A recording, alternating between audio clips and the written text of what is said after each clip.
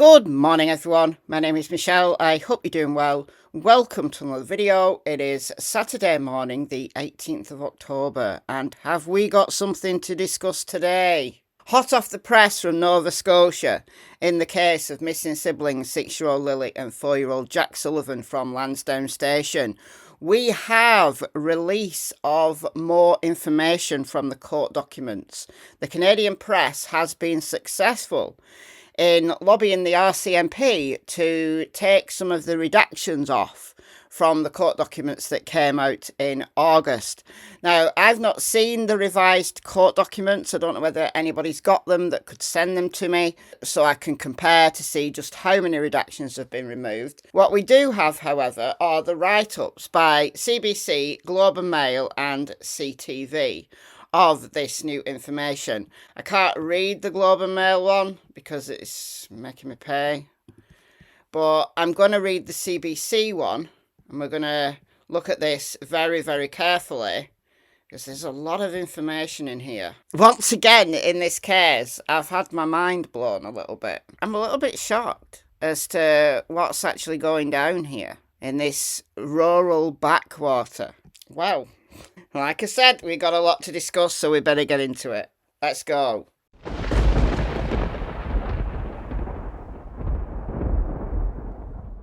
Before we do, can I just ask, if you're not yet subscribed, please do so. I'm trying to get to 100,000 subscribers by the end of this year. I hit 97,000 subscribers yesterday, so I've now got less than 3,000 to go. With your help, I can do it. It'll be a great Christmas present for myself. There's nothing in it for me except for the silver play button plaque that I could put on my wall.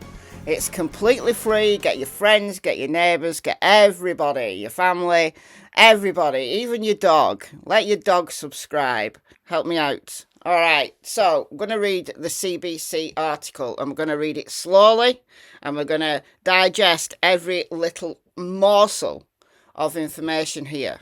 So we've got witness reports from 2 neighbours. We have heard previously about a loud vehicle, 5-speed loud vehicle, coming and going from the direction of Lily and Jack's house during the night. So this would be May the 1st into May the 2nd. And as you will recall, Lily and Jack were reported missing at 10:01 a.m.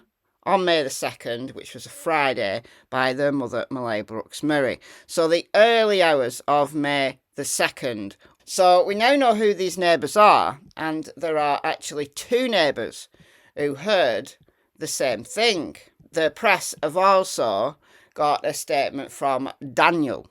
The RCMP, however, have refused to comment on this. So, 2 people who live near Jack and Lily Sullivan's home told police they heard a vehicle coming and going in the middle of the night just hours before the Nova Scotia children were reported missing. The new details from witnesses are laid out in redacted records that were previously released in August at the request of CBC News and other media outlets on Friday, so yesterday. And these write-ups actually happened overnight, my time, so... New details of this case were released after CBC News fought to have some redactions lifted. The documents contain court applications filed by investigators for permission to conduct searches for phone records, banking records and videos relating to the case. They include unproven statements made by police.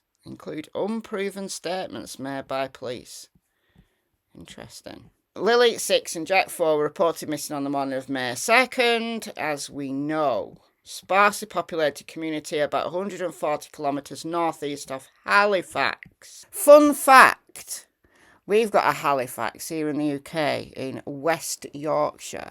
One of my great-great-grandfathers came from Halifax in West Yorkshire, and he moved here to this very village where I live to be a policeman. He was a policeman in this village for many years. Anyhow, the siblings lived on the property with their mother, their stepfather Daniel Martell, and the couple's 1-year-old daughter and Martell's mother, Janie.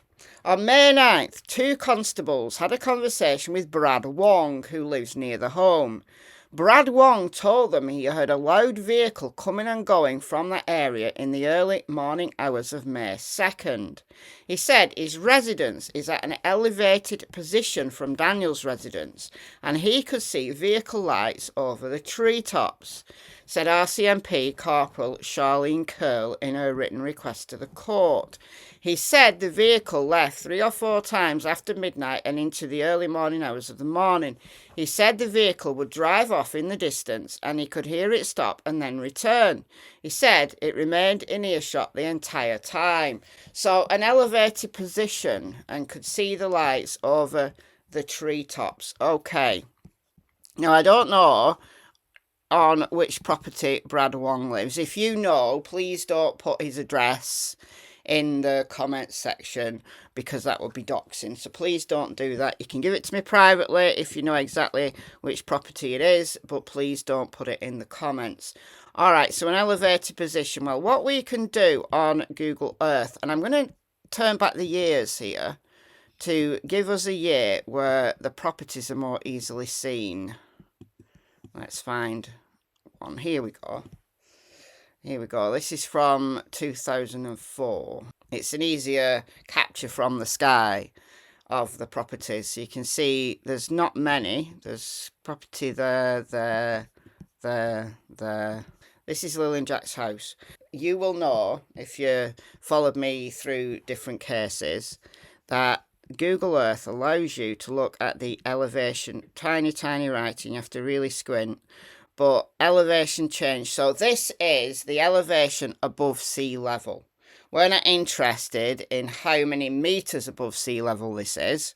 What we're interested in is the elevation change. So if Brad Wong is saying that his property is elevated, what we need to do is look at elevation change. So if we hover here over the property where Daniel lives, at the road, you can just see there 135 metres above sea level, and a metre is 39 inches or just over a yard. Brad Wong lives in an elevated property. That one is 140 metres above sea level, so that would be 141 there. So that's about 5 to 6 metres above sea level. So this property, that's about the same level. This one, 146 metres. This one, 151 metres. Okay, so we've got between 5 here and about 15 metres. So if we work that out, 5 metres in feet. I can't cut with meters. So 5 meters is 16 feet. So how high are these trees? Are they as high as 16 feet? Well, we've got another property that's 15 meters above Daniel's, and that's 49 feet. So if the property that Brad Wong lives on is one of these, where it's considerably higher, then yeah, he's going to be able to see over the treetops most likely. Then, on May 17th, a constable took a statement from Justin Smith, who also lives in the area. Smith said he was awakened on Facebook during the early hours of May the 2nd. Around 1:30 a.m, he heard a car on Highway 289 turn around by the railroad tracks near the area of Gerlach Road and Lansdowne Station Road. That intersection is near the home where the children went missing. So the intersection of Gerlach Road, which is Highway 289, and Lansdowne Station Road. Okay, so we can go back to our map here. And here's the railroad track. Here's Highway 289, Gerlach Road. And then this is Lansdowne Station Road. So in this vicinity, a loud vehicle, went down, turned round in this area. It made noise and then went quiet. The vehicle was quiet for about 2 minutes, then drove towards Log Road. So there's Log Road up there. So it went in this direction. Okay. So I'm assuming it would have gone down to the railroad tracks, turned round and then went back. And obviously from the railroad it's in the direction of Lilly and Jack's house. Justin Smith later spoke with Brad Wong, who informed him Daniel's vehicle came and went 5 or 6 times that night. Wong said the car Smith heard was Daniel. So this is according to Wong. Now, Brad Wong only saw the lights above the treetops and could have this vehicle in earshot the whole time. He didn't actually see who was driving. So even if a vehicle was coming and going in the night from Lilly and Jack's house, it doesn't mean to say it was Daniel, because someone else could have been driving. The records detail Martell's account of the evening before the children were reported missing, and we know this already. He told police he went to bed fairly early and didn't wake up until it was light next morning. The document said Brooks Murray, so that's Malaya, told police she put Lilly and Jack to bed first, then their 1-year-old daughter, and then went to bed herself around 9 o'clock. Sometimes it says 10 o'clock, so between 9 and 10 maybe. She said Martell stayed up and was going to clean the house for her, but it wasn't clean when she got up, so she doesn't know what he did. Malaya said she was not woken up throughout the night and doesn't know when Daniel came to bed. Daniel has previously said that he was outside when Malaya was in the house with the kids, so Malaya was putting the kids to bed. He was outside helping his mother build a fence. So the very fence that still wasn't mended or fixed the following morning, because if it had have been, and Lilly and Jack actually did walk away from their home, they wouldn't have been able to get out, would they, if there wasn't gaps in the fence? And as they knew that Jack wandered off, why on earth would you have holes in your fence? Anyway, in a phone interview Friday, Martell said no one from the family left the property that night and they did not have any visitors. Of course he would say that though, wouldn't he? He said the only vehicle that left the yard was on the morning the children went missing when he took Brooks Murray's SUV to look for the children. It's not loud by any stretch of the imagination, he said. So there could have been a vehicle to in and fro-in that was nothing to do with Daniel or anybody at the property. Just because Brad Wong says it was Daniel doesn't mean to say it was. So intriguing, but it leaves us with more questions than answers. Martell said the RCMP never asked him about the vehicle coming and going. I know the investigators work hard, said Martell. They're exploring every lead. Brooks Murray has not responded to interview requests.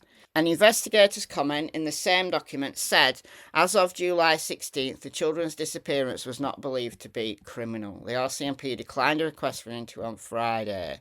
Now, let's move on to Derwood. This is Derwood right here. Oh, his real name is Darren. Now, we've all heard about what Derwood had to say when he was doing the rounds on YouTube. He said that Malaya had the children taken and she was meant to be following on later that day, but everything went wrong and here we are.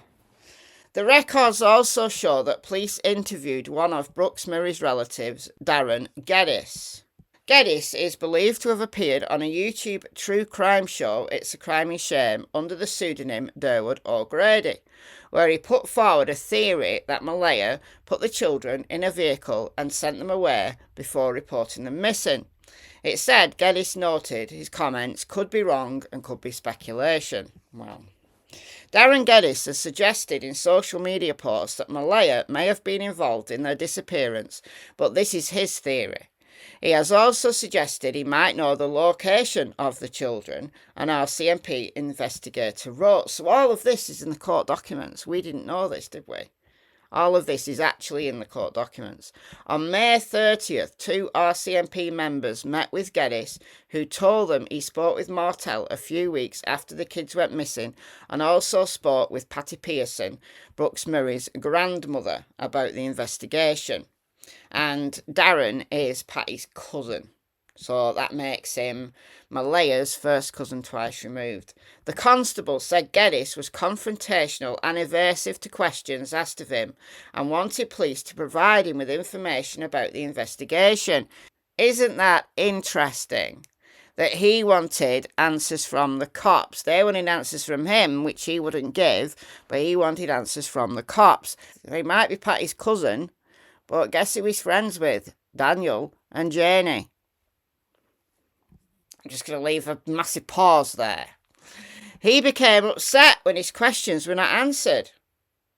On June 26, Brooks Murray gave police a video recording of a phone conversation between Patty and Darren, who is Pearson's first cousin.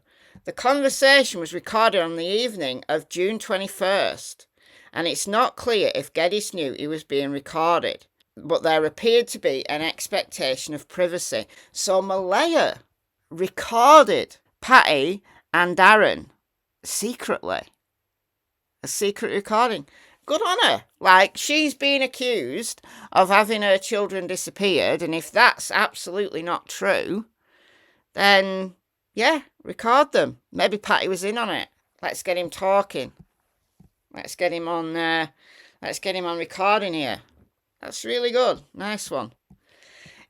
Nice one. But we don't know what they said. It's not clear from the records exactly what Pearson and Geddes said during the conversation. CBC News interviewed Geddes on July the 4th and he shared similar theories. However, the information could not be verified. The children's disappearance in May sparked an extensive grid search that spanned 8.5 square kilometres of mostly dense woods and involved 160 ground search and rescue volunteers, service dogs, drones and helicopters, as we know. The mysterious nature of the case, fueled by lack of answers, has garnered international attention. Last week, RCMP announced that cadaver dogs did not find human remains in searches conducted around the property and in the areas of high probability in the community. In an interview, Staff Sergeant Rob McCammon reiterated that the case is still being investigated under the Missing Persons Act and is not a criminal case. And that's written by Ali Thompson. Well, all of that gives us more questions than answers, doesn't it? Dear, oh dear, oh dear. Vehicles mysteriously moving around in the night and secret recordings. Wow. Well, I'm pretty sure the RCMP have way more information than we have. The document came from July 16th. We're now in October. We're now 3 months on from that. So, what else have the RCMP been told about? More questions than answers, but let me know your thoughts in the comments. Don't forget to subscribe. Leave a like on the video. It just helps with the algorithm. And I'll see you in the next video. Bye, guys.